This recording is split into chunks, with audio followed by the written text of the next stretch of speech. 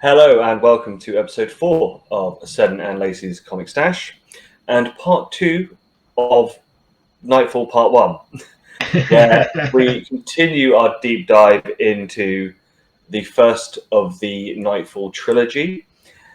That's Seddon, I'm Lacey. Like, subscribe, ring the bell. I hope you enjoyed part 1, and we will now crack into hopefully a much shorter dive into the second part of the book. To give you, the viewer, a bit of a heads up, we do talk outside of this, and yes, this one, certainly the part that we're going to do, I think there's a lot less to cover. There's a lot less in the page count, but there's a lot less in the actual kind of story elements that happen. No longer have we got Batman chasing down multiple villains. We are really kind of in the meat of the story now. So yeah, it will be shorter, but also we'll get through the deep dive element of the story, and then at the end of it, we'll come back and talk about our wider impressions of the whole kit and caboodle, what we liked about it, what we didn't like, and particular standout points. But yeah, to save it from being another hour and 44-minute epic, let's crack on with the story. And I guess the truth of it is you transition straight out of the broken bat into the next issue, which is the repercussions of that, which is something that interested me quite a lot, because quite often stories just end, don't they? And then like the next issue is the start of a new storyline. But obviously the fact that this is a very, very heavy moment in Batman lore, and a big thing for him, is you get to see the after effects of what happens when a Batman is destroyed. And yeah, it starts with Alfred and Tim and Jean-Paul basically trying to get Bruce medical attention. So obviously they can't take him to an hospital. Yeah, and again, an interesting thing, wasn't it, of going like, once the bat is destroyed there, you can't just kind of rock him up to a normal hospital and go, ta-da! Here is our friend who is not the Batman, I promise. Skiing accident. Yeah. And they take him to see Dr. Chandra, which is someone who as we talked about in the last episode, who had kind of camera time as being a doctor by trade, but primarily a psychologist who has been helping Bruce. And they tell some thinly veiled lies, don't they, about how he'd been in a car crash, and she smartly sees through that very quickly. But some great Alfred moments where he goes, oh yeah, he got thrown out of the car, and then hit his back on a rock. That's why it looks like someone's broken his back. And quickly cover up by tipping the Porsche off the the cliff. Quick. Yeah. And again, I mean, it gives you that view into, I guess, what it's like to maintain a superhero's secret identity, because again, it's parts of the story you don't normally see. Where do superheroes go when they're injured? And I think using that wider cast that they've been establishing, it allows them to have a storyline reason for it. And again, for stuff that I'm sure we're going to see pay off later, give even more reason for Chandra to still be around, to be a character in the story. So obviously during this point, Bruce is in a coma. So Robin says that he has been told that if anything was to ever happen, Jean-Paul would take up the mantle of the Bat. And they start going out with him being Bat to basically sort of make sure that the facade of the Batman is still there in Gotham. There's an element they touch on around this, isn't there, about and we mentioned him in the last episode, but the Robin that probably most people know as Robin is Dick Grayson.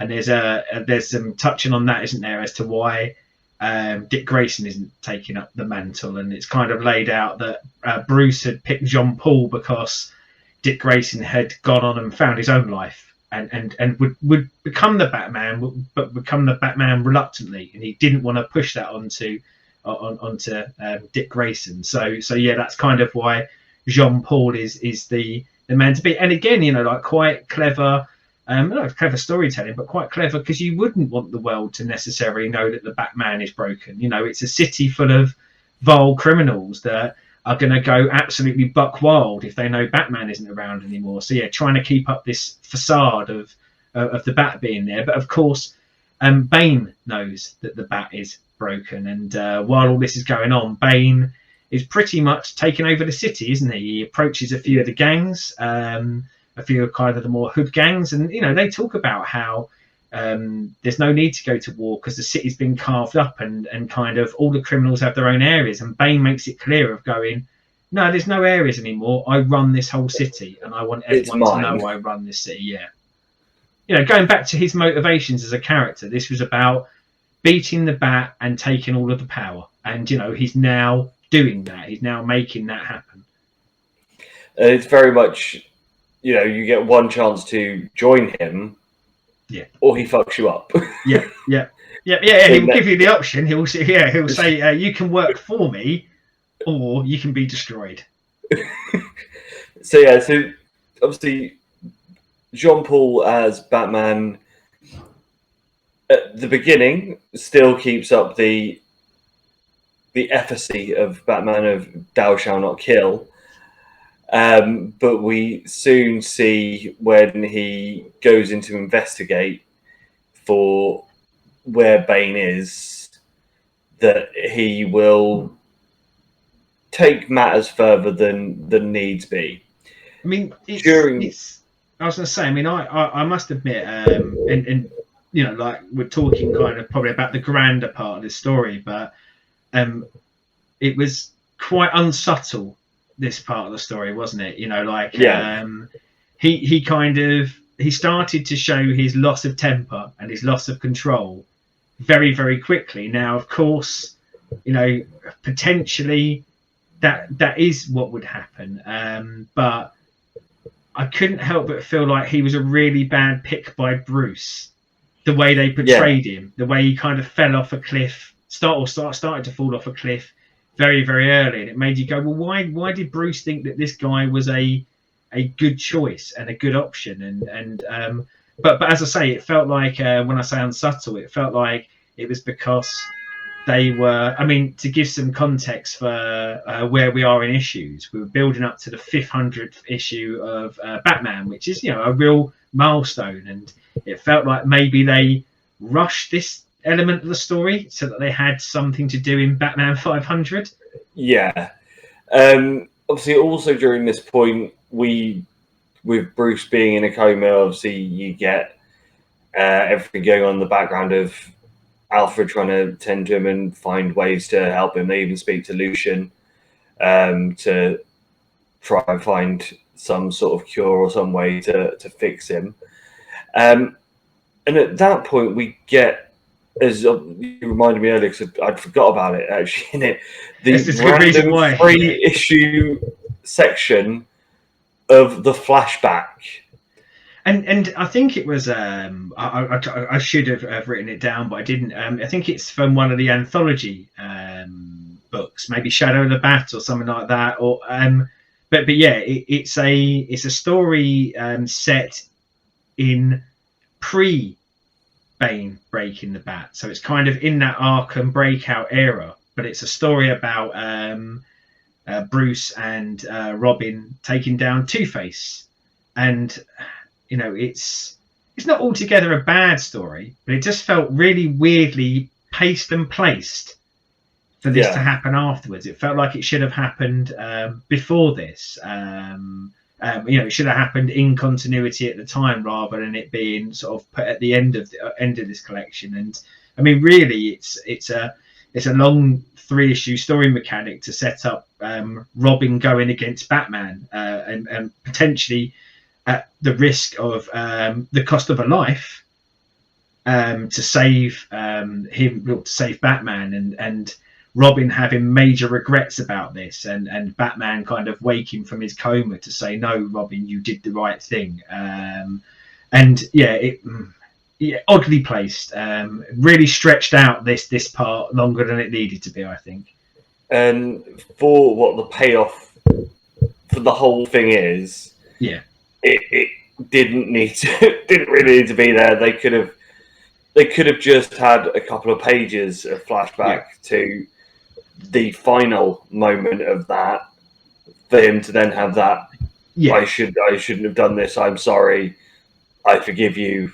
Come out of a coma. And apologies to anyone who's watching who goes, that was my favourite Batman story of all time. But I mean, again, it just felt like an elongated way of, as you say, just doing something that you could have done in 2 pages, or at worse, a single issue. You know, I don't think there was enough substance in this story to make it need the 3 issues. But you know, someone obviously kind of wrote it and thought that it was great. And again, maybe wouldn't have felt so egregious if it had been placed earlier in the tale, because we'd already seen, you know, Batman go against all these hardships. We didn't need to see another hardship after the fact. No, it said if it had been one of those where they'd have done a lesser version of it in the beginning, where maybe you didn't see the end part where you don't see Robin making that choice. Yeah. That being the flashback, because obviously that's something that relates to what you've already read, then maybe, but yeah, so it just felt a little bit forced. Yeah, forced and tacked on, as if someone went, shit, we didn't put Two-Face in, and I like Two-Face, so let's do a Two-Face story. Yeah. We then obviously get the moment where Bane takes the good doctor and Tim's dad from his house, because of course we've got to have some sort of, you know, link between everyone. Yeah. Tim's dad is being treated by the same doctor to help him walk. Again, another one of those of where I get why they do it, because obviously there's a payoff a little bit later on, but again, just feel a bit chucked in there. Yeah. I mean, I think it's probably coming across in the way we're speaking about it is in juxtaposition to the way we were speaking about part one, is that we feel like maybe the pacing and the wheels are falling off a little bit at this stage, and maybe the hearty focus was put into everything leading up to the breaking of the bat. But as you say, I mean, it's a bit unfair, because I think some of the story beats that they're throwing in here feel forced, but I presume that they are to set things up for our next 600 plus page epic when we read what happens after this part of the story. Yeah, because again, it's another one where obviously Dick turns up as Nightwing. Yeah. Because Tim tells him that Jean-Paul is being the Bat and isn't behaving the way he should, and also says about the fact of the position that Bruce is in. And again, he's only there for a couple of pages, and it's like, I know we name dropped him earlier, but again, it just another one of those of just in there for and he just repeats, doesn't he? He repeats that bit that we got earlier. You know, he kind of reinforces that Bruce was right. He would have taken over the Bat mantle, but he wouldn't have really wanted to. And you went, well, yeah. I didn't amazingly need that. However, again, to give it some credit, I think this might have a longer term payoff. But yeah, at this stage, it felt like an over-engineered, maybe false scene to pad out a couple of pages, and as I say, have a Dick Grayson appearance. Unnecessary again for me. But as I say, unfair, because you know, I believe there may be Dick Grayson payoffs later down the line. Yeah. So then, obviously, Bruce, because Bruce is there, isn't he, when the kidnapping happens? I completely forgot about that. Because he's in the wheelchair and tries to muster the strength to try and fight the goons. He's managed to take one down, but obviously has no strength or stamina or ability to take any more. Yeah. So him and Alfred charter a private jet to go off to find them. And of course, they find that there is a rare strain of malaria that they're being dosed with that is only available in one place, which obviously the island where Bane was kept in prison. He obviously gets on the plane, and randomly Selena tries to get on the plane, gets booted off because she needs to go there too, but manages to worm her way in by being stuck in the loo. Well, And then there's a little bit of there's a tiny kind of bit of prefix on this, isn't there, where you start to see Bane, as we said earlier, he's taken over the city, and he pretty much says to people, "You work for me," and he does have a scene with Catwoman pre this where he pretty much expressly tells her that, and she kind of flippantly kind of goes, "Oh yeah, whatever you think, but I'll do this job you want me to do." So yeah, I think they're kind of setting up that tension between Catwoman and Bane, and also probably unfortunately because of having read later on stuff, that connectivity between Catwoman and Batman is that Catwoman is essentially a villain, but kind of that lighter side of villain, isn't she? She tends to be at odds with Batman over the pettiness of crime and theft, but not necessarily your Joker-esque villain. She's not out there to cause chaos and kill people. She's out there to take care of herself and the people around her. So yeah, I mean, we said we talked about it slightly off the show, but that we've mentioned some of the art before. But the part where they do the "Ooh, I was stuck in the toilet." It's I don't think it's particularly well drawn. I think it is Selena. We know it's Selena, but I think it's more by luck than judgment. They don't really make that clear, other than going, okay, she looks kind of like how the dude drew her when she was in her Catwoman suit. Yeah. Obviously, we know where that storyline goes because I think it was last year or the year before. Obviously, Batman and Catwoman get married because they are a love interest in modern turn. But yeah, again, it is. Obviously, we know where they're off to and why they're going there, but again, it just it's arms up the back forced, isn't it? Like you go in, or you're trying to just knit. Sometimes knitting everything together doesn't work. You just need to kind of let it flow. It could have gone anywhere, done anything. It can just feel too forced, can't it? And the thing is, for what they are, obviously, as I said, we've only done book one, so it may all make a whole load more sense when we crack into book two. It just seems to be there for the sake of being there, but I'm hoping that obviously the reasoning and payoffs are all I mean, there's something in there, isn't there, of going like sometimes you need to put these bits in place because they have a big payoff at a later date. However, it lacked smart writing for me. This felt like a bit more of a, oh my god, shit, we need them to be there in 10 issues time. How are we going to get them there? Oh, let's quickly write that bit in. And too many coincidences at this point, and lack some of the kind of the finer finesse that maybe they were showing 12, 14, 20 plus issues ago when they were laying out this story. Yeah. But what we do get is the wonderful Jean-Paul and him taking over the mantle and making his own version of the bat. Lovely bracelets. That's what I took from that the early days of the Jean-Paul bat. Obviously, he will quite happily kill and use as much force as needed. So he develops a set of claws, which are absolutely wonderful.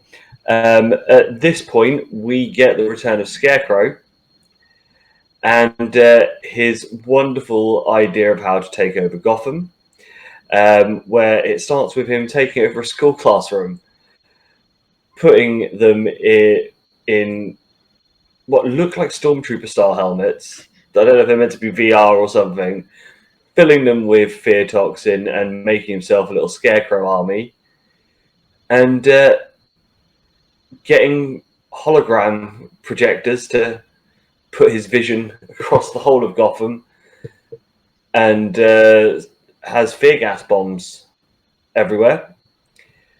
Jean-Paul in this point is then taking them all down when he then finds Bane, and we get our first big fight. I was going to say, very quickly before we move on to the fight, I think we can all agree that that's the best use for children, is to turn them all into your own little scarecrow army. Yeah. You know, I think that's what we should be doing with the future generation, is turning them into our minions. But yeah, I mean, like, kind of, yeah, it was. I mean, there are some holdovers, aren't there? There's some holdover bits around some of the villains from the Arkham time, because and after the love I showed for him in the previous story, I don't feel like we can also forget that we had the kind of tail end, or I say the tail end for now, of the ventriloquist story, where he actually does get reunited with Scarface, and you get a lovely scene where he's sat on a bed and he's got Scarface on one hand and Socko on the other, and let's just say that Mr. Sock isn't too impressed with Scarface, and doesn't see what all the fuss was about. And then you get a great moment where Scarface pulls out an Uzi and Socko pulls out a gun, and you cut to outside the room, and you get the telltale comic book signs like the rat-a-tat-tat and the brap-brap-braps, and you cut back into the room to see the ventriloquist kind of slumped out, both dolls like either side strewn, and blood coming out of his hands and arms where he shot itself. So it is touching on some of the bits that they laid in before, and of course the coming back to Scarecrow is another kind of holdover from the previous part of the story. Yeah, so obviously we then, as I said, we get that fight where Bane very blatantly says to Jean-Paul, "You're not Batman. You're cosplaying. You're not the Bat." He obviously doesn't break him the same way that he broke the real Batman, but he gives him a hiding. Very much I know that you are not the true one. I am going to kick your ass for trying to pretend. He felt a lot more sort of carefree with this, didn't he? You know, like he as you say, straight away he goes, "You're not the Batman," and so he has no intention of doing anything other than what he's done with any of the other villains he's come across or anything like that. And it's just, I'm going to beat the crap out of you because you're nothing to me, which I imagine again is something that's going to get into the new Batman's mindset of going, well, what do you mean I'm nothing? I'm not the real Batman. And as you say, it doesn't break him, but actually just tries to kind of kill him, doesn't he? Like he just beats the tar out of him and kind of levers him out as if you're an afterthought and you can die. And it's only his newfound claws that really kind of save him. And I guess it sets that seed into his mind of going, well, one, I've just had my arse handed to me quite handily by this Bane fella, and also the only thing that really helped me was modification to the suit. You know, I need more out of the suit. I need something to kind of help me here, which again pays off in the not too distant future. Yeah, so obviously he goes back to the Batcave, goes into some weird trancey thing where he can then, you know, I think it's something to do with his Templar upbringing. Yeah, I mean, I don't know how you felt, but this is a bit where I felt like I needed to have read, and probably what should have been in this volume, but God, you couldn't want to make this volume any bigger, but maybe a bit more of that backstory of Azrael, Jean-Paul, and what that actually means. Because, yeah, I think there's a mythos bits that it goes into here, which you say, like, he's kind of, I think the concept is that almost he is the chosen one of the Templars, and that's why he doesn't mind killing, because they're almost brainwashed, programmed to do the bidding of this group, and that is anything. But yeah, again, for the 3 issues that we got revisiting a story from the past of Two-Face, I felt like maybe a bit more Jean-Paul flesh out of why this is happening would have been a better use of time here. Yeah, because as I said, there is no callback to Azrael. Yeah, you're just kind of expected to know, aren't you? And yeah, which is a little bit of a failure of it, because as I said, they mention bits, as I said, about like this brainwashing and things like that, and it's just like, but what does it mean? Yeah, yeah, If they're happy enough to put in the first issue with Bane, yeah. in there as a collection, it does miss that. Or even if it had maybe a better bit of exposition, like a 2-page spread, which gives us like, I mean, I said to you like when we were talking about the first part of this. I mean, we're first introduced to him in this story as getting his hair cut by Robin. Well, maybe like at the beginning of this story, give us like a 1-page potted history, like what got us to this point. And I understand it's serial fiction, so they've told this story, but it was, I don't know, I think it's Stan Lee, wasn't it, who said just consider every comic might be someone's first, and just give them those bits. I felt like the fact that he became Batman and very very quickly in this is that somewhere in the bulk of this, in the many pages we had to read, there should have been just a lot more about who he is, why he is, and what his restrictions could be. Yeah. So obviously he gets the mech suit, as I will call it, because it basically looks like it should be an anime mech suit. And then we get our three part run, which was episode 500 of the new Bat, basically going to find Bane and to kick off with Bane. Before we jump into the fight with Bane, I know we could do this at the end, but let's do it now. What did we think of the Bat mech suit? I liked it enough on the fact that it makes it clearly a differential between who is who. I would never want to see Bruce in it, but for Jean-Paul, I quite liked it. And the thing is, it's his one-up against Bane's Venom. Yeah. Yeah. And I mean, like, visually, like design-wise, I thought it looked horrible. And that was a real shame for me because, I think it's hard in such a visual medium not to be affected by seeing it and kind of going, oh, God. But yeah, from a storyline purpose, as I say, like a couple of issues beforehand, they layered in this bit that's saying like it was only his added bit of tech that really saved him. So you can see why he went for a tech armor. And as you say, I think you're looking for stuff that puts a clear line between Bruce Bat and Jean-Paul Bat. And okay, fundamentally, we're already seeing that the difference is that Bruce has like this code that he won't break, and Jean-Paul doesn't do that. But yeah, I think having a visual difference aids that, doesn't it? To kind of go, when they're on scene, when they're in the book, when they're on camera, whatever, which one's which, and it's easy to kind of differentiate between the two.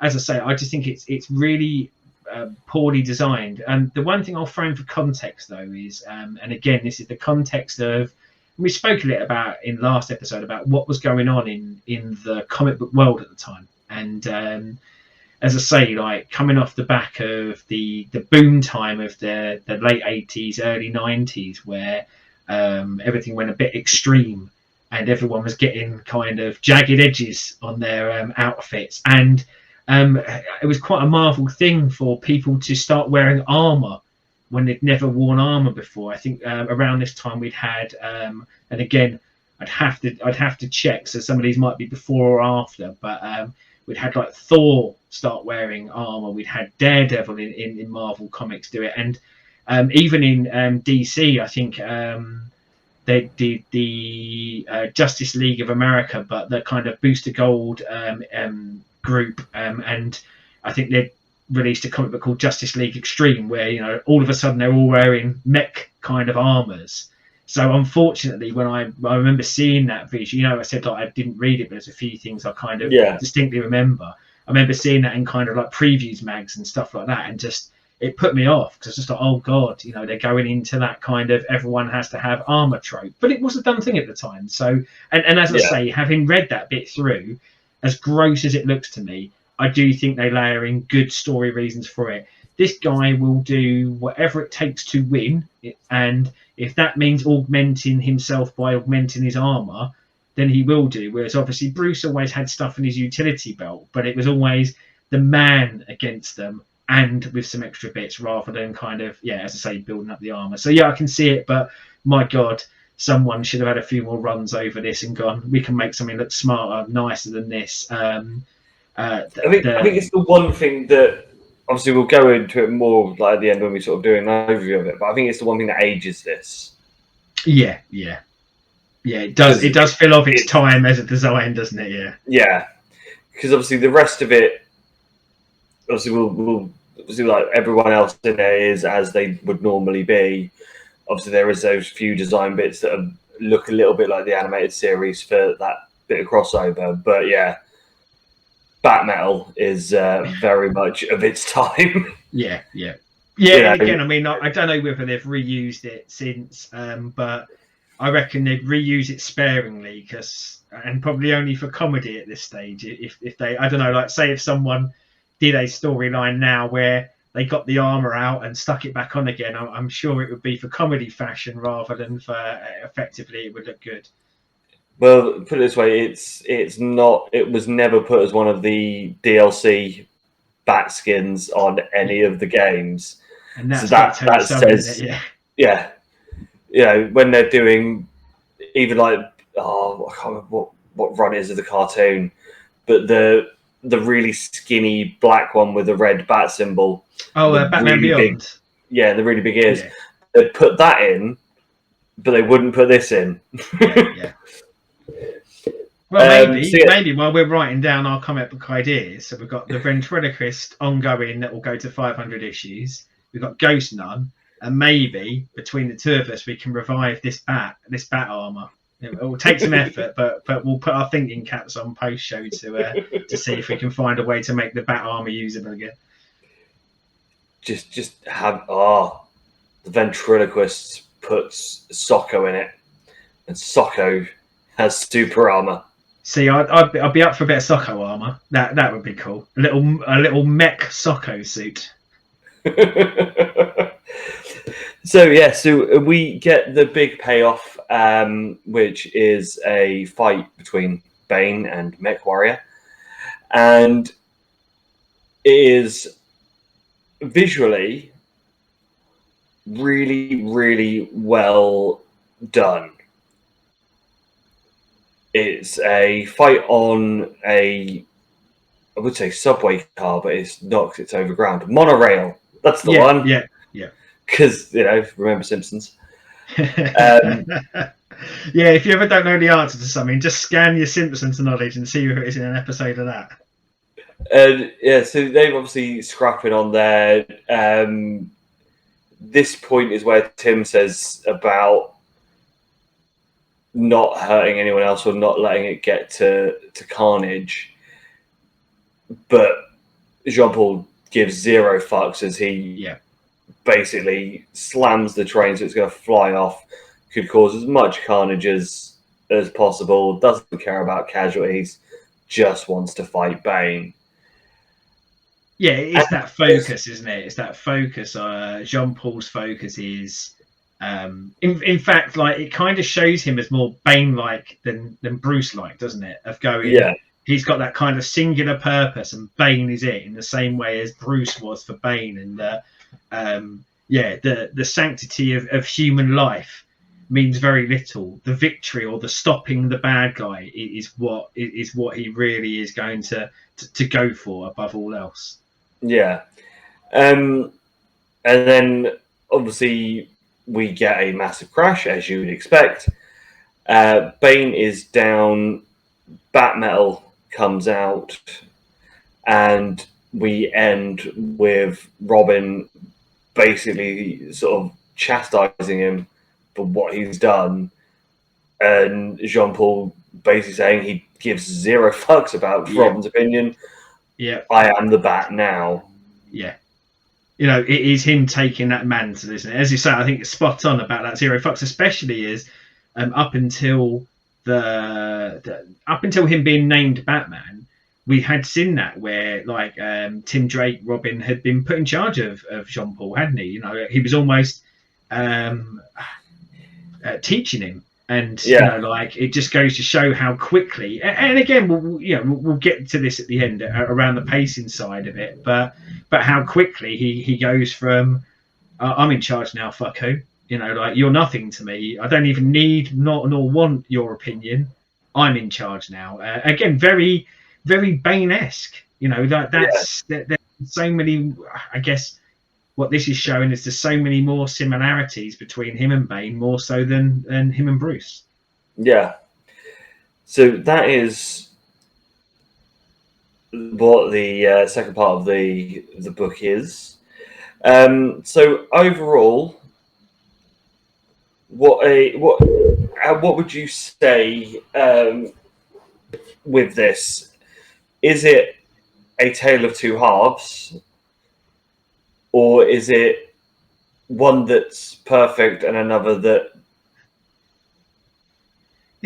just struggles? A tale of 2/3, I'd say. Like, because again, you look at like the page count, and I think up until the bat breaking, I think it's paced really well. The fact that we talked for nearly 2 hours about it, I think talks about the amount of content that was stuffed within it, and the amount of content. And again, there's loads of stuff we didn't touch on. That's how much is there, and not just because of the literal amount of issues there are, but I think the amount of effort they put into so many characters around it. And again, really, you could have easily just said Batman fights lots of people and he's knackered.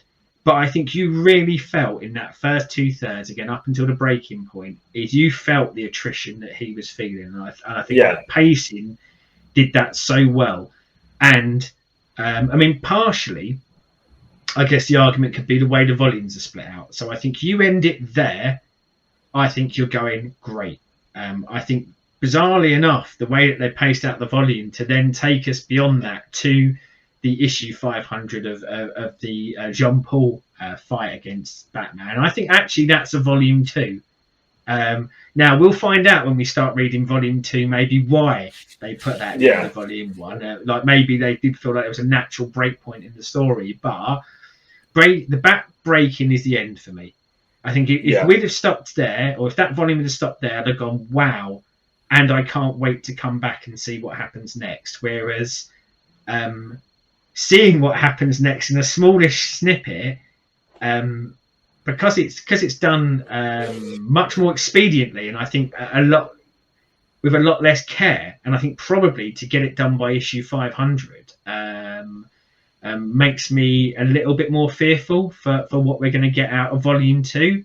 But yeah, really, really good up until the bat being broken. Yeah, I get they wanted something massive for 500, but you could have quite easily even made the pace a little bit slower for the beginning part to have the break be issue 500. Yeah. In fact, I'm just sorry. I'm just trying to see what issue it was that the break happened. So that happens in 497. So you're only looking at like extending that 3 more issues. And I know they were running stories in Detective Comics at the same time. But you know what we said about that Two-Face story? So potentially, rather than having that Two-Face story after this and published in an anthology series, maybe you have that run across 2 issues of Batman, 1 issue of Detective. But I think that maybe that was your issue 500 moment. But possibly it speaks to the time, because you know anniversary issues in comics, certainly back then, traditionally were your big sellers. I think now in the comic book industries, it's your issue 1s. That's why everything gets rebooted so regularly. But people really would come out in droves for 400, 450, 500.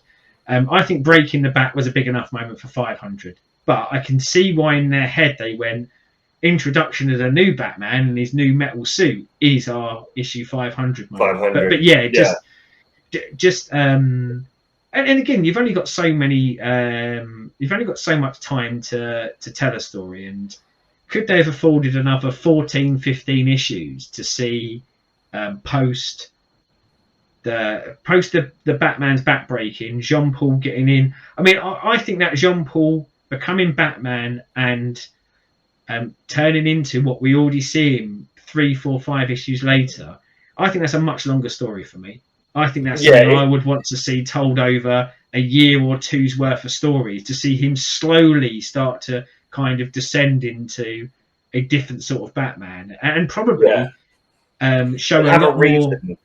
Yeah, and show a lot more of the world of Bane. You know, like what is Gotham under Bane like, and you know, maybe John Paul goes off the edge because it's so brutal under Bane that he can't stop the bad stuff from happening, no matter how much he tries. And he gets, you know, like we saw Bruce be pushed mentally and physically to the edge.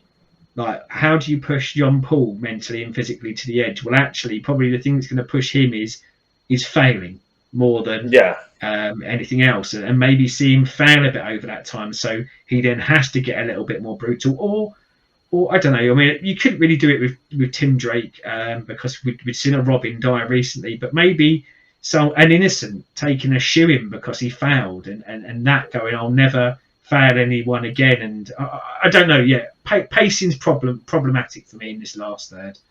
Yeah, it's that thing of, unless there's something in the Azrael backstory that we really needed to know. Yeah.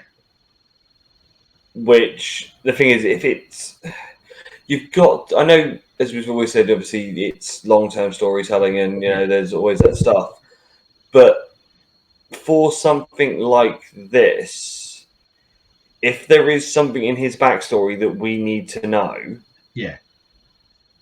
on why he just, I'm gonna go fucking murder everyone. I will fucking use violence and force and push people to their very limits because I want answers. There should be that bit that just sort of goes, right, this is because this is how he's programmed. This is how the Templars work. It feels like a failing of this chunk of story not to make him a more defined character. Because, you know, we only really see snippets of him during this. In fact, I did write in my notes earlier, and I forgot to do it when we were talking about it, but as much as I do not like the Bat Metal suit, there is at one point where they rock him out. He goes out on a mission on his own in his Azrael suit. And God, that's even worse designed. It's black with a giant A on it. It's terrible. So like, yeah, he really shouldn't be allowed in charge of design. But we don't. I don't think we get enough of him. Like, I don't. When he takes up that mantle of Batman in this volume, I go, really? Why? Yeah. Like, and I think, again, no matter how much they've done with him before, I needed a clearer idea of why they went for him. So yeah, you know, like the same writers. I mean, that's the thing. Like, I'm talking about like the first part of it as something that I think is really, really good. Has some failings, has some clunky exposition points, has some more simplistic and bang your head over the hammer story points, but I think as a whole, I think it's really good. I do. I think it's really, really good. I would recommend it. I'd recommend it to a Batman fan. I'd recommend it to a non-Batman fan. I tend to steer towards someone who likes superhero stuff, and probably someone who's had some experience with Batman, maybe through the TV and the films. Everything post the Bat being broken, I struggle, and as I say, I think maybe it will be a bit clearer for me when we've done volume 2. But as it stands at the moment, I think despite it not being like half of the story, I think you're spot on with that tale of two halves of going. It goes wonky very quickly afterwards. Yeah, to me it was just, and I hate to say it because obviously we haven't done the whole story and sort of know what the final payoffs are. But it's just one of those of, it just seems as though that was like, oh fuck, we've got 3 issues to get to the big fight. It's fine. Look, he's gone mad. He's going to kill everyone. Shit, we need to tell where Bruce is and why Bruce is there. Oh, he's gone off on a plane because they've nicked Tim Drake's dad. Oh, why is Selena there? Oh, she got nipped. Jump on the plane. Fine, that's that time. Well, and like, I mean, I guess the one thing that we don't know, and we can probably look it up, but of course, it's always to be someone's version of the truth. But I think quite often when they've got stories of this length, I mean, most of this was written by Chuck Dixon and Doug Munch, and Denny O'Neil was the editor. So I imagine they probably went away and they probably planned the story beats that they wanted to hit over this long arc. But what you don't know is the pressures that come with the company. You know, as I say, this was an absolute boom period for comics, and they may well have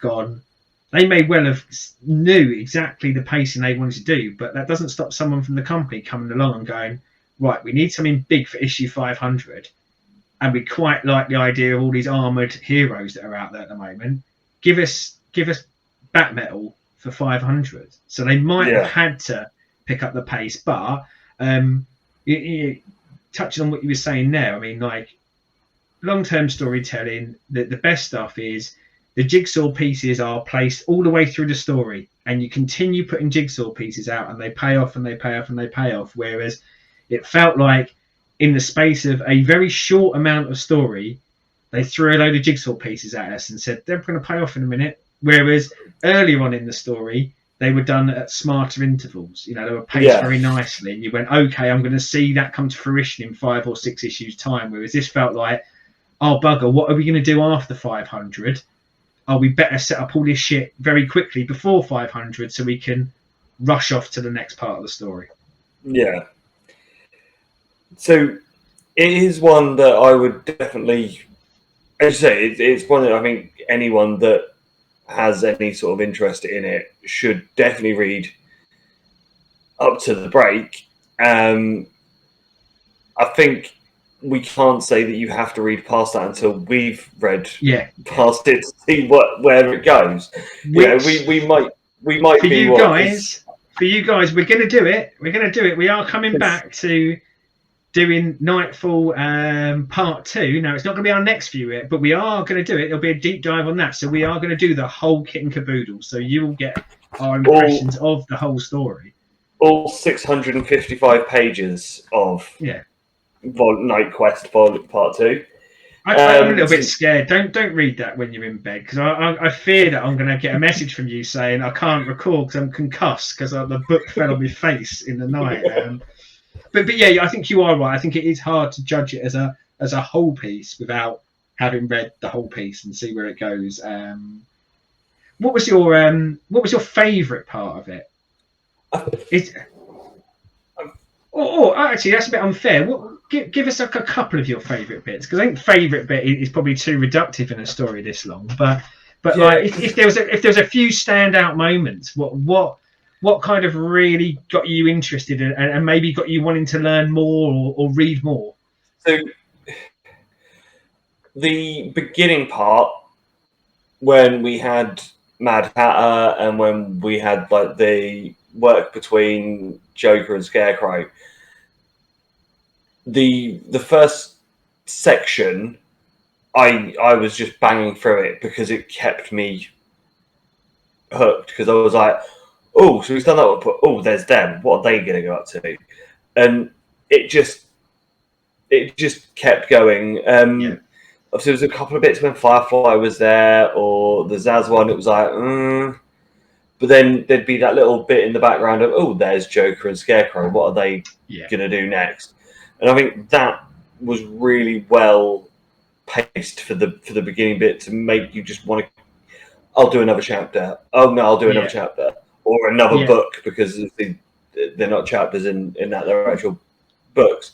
They quite often ended some of the issues almost very cliffhangery, didn't they? Like it was almost like at the crux of a fight, or something relatively big had just happened. So you kind of, and again, it must have been really difficult when you're having to wait monthly for it. But like, for us, you could just turn the page, but it made you want to turn the page and read the next bit. So I'm definitely with you on that. But if it was going to sort of twist my arm and say what's the big bit, it's clearly the fight and the break, because it's such a momentous moment in Batman canon.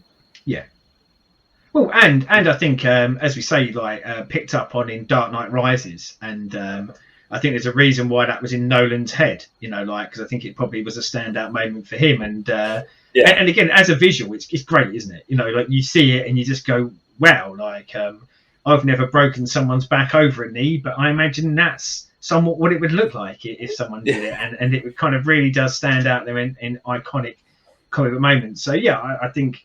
I think you're spot on. Is that's the payoff, isn't it? That's the big payoff for this part of the story. And as I say, I totally agree with you on kind of that early part of, and you know, like not everything can be gold. And I think probably like for you and I sat here, the ones that maybe resonate with us, maybe there is someone out there who the Firefly story particularly resonated with them or whatever. But for me, I know I banged on about it in the last episode, but Jesus Christ, I want to read more Ventriloquist now. Like, and for a bit part player, like that was done so well. And also the other one that I really want to, and I will. I mean, I don't know what we'll see in the next volume, but I think even post us doing that, I will hunt down some sort of subsequent storylines. The Riddler, the way they kind of offhandedly dealt with him here, but I think deliberately offhandedly dealt him to almost kind of knock him down the pecking order. I'm kind of really interested to see why and what the long-term story of that is. You know, like why is he gone from probably, as I say, for people who knew the TV show, you kind of remembered the villains from the TV show because they were the villains from the TV show. But why there was kind of this deliberate edge there to kind of go, now, do you know what? Like he's a bit of a joke, really, isn't he? And you know, look, he probably is. Like if he existed in the real world, but yeah, made me want to read more stories about. Some of the other players and Montoya, the copper, and unfortunately it's a little bit of a cheat because I have read some stuff with her later on, and she is a fantastic character. But I can see the nuggets of it here. So yeah, for me that was a standout of making me want to read more Batman, which in serialized fiction, surely like job done. If it makes you want to read more, then they've knocked it out of the park. It said I would definitely like. Any ventriloquist stuff, Mad Hatter stuff, I'm all over that. Obviously, Joker's a weird, or Riddler's a weird one at this point because they're trying to do something with him at this point, but then obviously when Batman Forever comes out, I think that's when they go back to him being more 66 style wacky, because of what Jim Carrey does with him. Yeah, I guess you can see that, isn't it? You know, it's a company trying to make money, isn't it? And you know, if you're having a major motion picture made where it's portrayed in a certain way, then again, the publishing arm probably is forced to go follow this because you know, like we've stuck a load of money into this movie, so we want it to be a success. But and if you look where they got to for the new 52 version, they've completely changed him again to being quite evil and and I think his riddles and things. So I think that's one of the things that makes me want to read a bit more from this period because, as you say, I know from the new 52 and what a great depiction of him, and I kind of want to see another side of him, see why that was done, because it just doesn't. Having seen him done brilliantly, I kind of want to see what writers who don't see that level of villainy in him do with him. And you know, I think that probably smart, isn't it? Like either way, you either make him a major villain and give that some substance, or you go, this guy's a bit of a joke and you portray him as a joke, but you do something with that. You know, you actually pay off on that storyline. You don't just kind of I don't know, take liberties with him. But yeah, so really interested in seeing some other stuff. Where does this sit on your kind of pantheon of Batman stories? Does it break into the top end of some of the ones you love, or do you think it's outside of that? At the minute, it's sort of borderline just outside of like the big boys. It's not there with Hush. It's not there with The Long Halloween, the Death in the Family, the 52 run. They are still there, but then as I said, at the minute we are only Yeah. part way into it. So, you know, who knows? Once we've read all 3 bits, it might, you know, go gold and sort of bump its way up a few some of them. But yeah, no, things like Hush and Long Halloween and Dark Knight Return and that sort of stuff still Yeah, up I mean, there. from what I've read of it so far, like I would certainly put it on the layer below. This feels like probably the writers aren't ones that I've read tons of. I've read a bit of Chuck Dixon along the way, did some Marvel stuff, and I would say that this feels like probably, certainly in the case of the stuff I've read of Chuck Dixon, is Chuck Dixon's best stuff. So this feels like, to me, like probably a decent writer writing his best and it producing something really good. Whereas I think for a lot of the other stuff that we have in the upper echelon pantheon, it is great writers doing some of their best stuff, and that probably is where it slightly differentiates for me. But yeah, really kind of really solid, really good story. And again, especially up to the breaking of the bat, I think they do great stuff with that. So yeah, so it's definitely one that I would say people should read. Yeah. So what is next for us for the next episode? I think we lighten it up a little bit, and we do a top 5.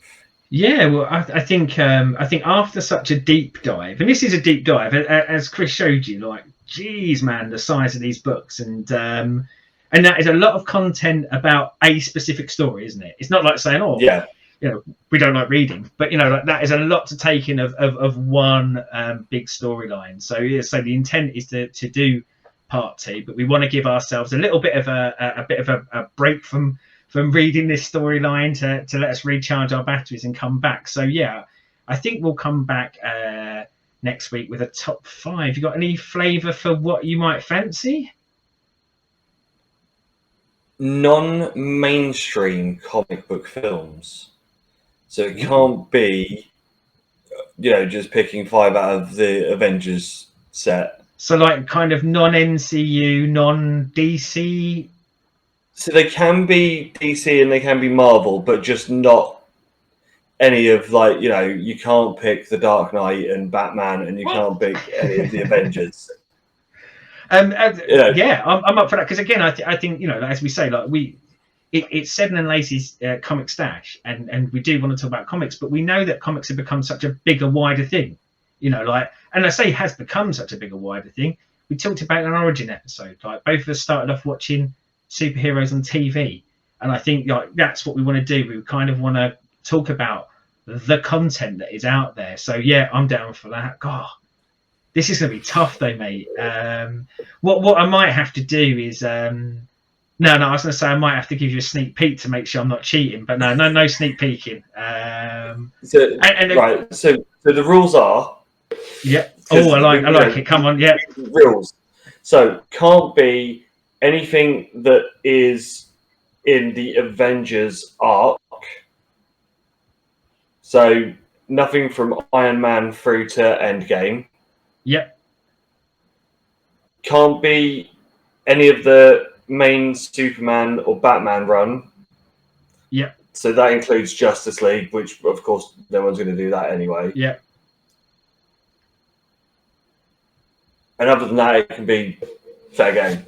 Oh, cool. Looking forward to it. And yeah, as I say, I mean, like, there's some great stuff out there, isn't there? And for me, you know, like, we said it on the origin, we said it on the top 5.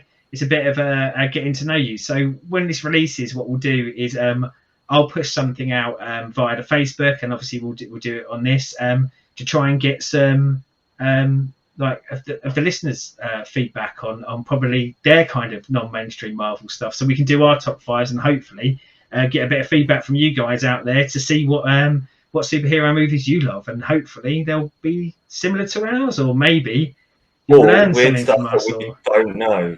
Yeah, I mean, again, there's a lot out there, isn't there? And just to clarify on the rules, when we say, are we saying non-main? Oh, sorry. is it superhero movies, or is it Yes. based off a comic book? So comic book movies, so based off comic book / superhero, to the point, not that you can't pick Akira.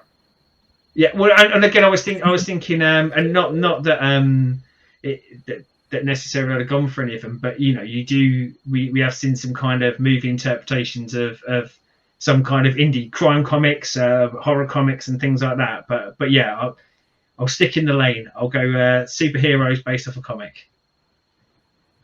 And that is what you've got coming up next time. Again, as always, like, subscribe, rate, ring bells, do all the shiznitch that they do on the YouTubes. Comments what you think of Knightfall, if you have read book 1. As always, follow the channel and the other content. Seddon's wonderful pop vids, Stu's wonderful gaming vids, the Friday show of wonderfulness. That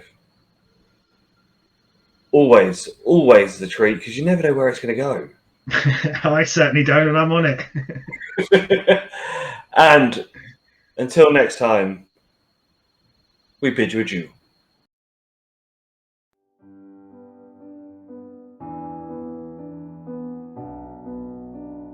Thanks for watching, and just remember, you can join the Cult of Egg by liking and subscribing to this YouTube channel. We release regular content where we talk about all things geek, all things pop culture, and all things that we're interested in. You can also come along and join the discussion on Facebook groups and Renaissance Cast. And you can join us on our Twitch channel where Stu regularly streams games. And if you'd like to support us, then please follow the link for the Patreon. Thanks very much.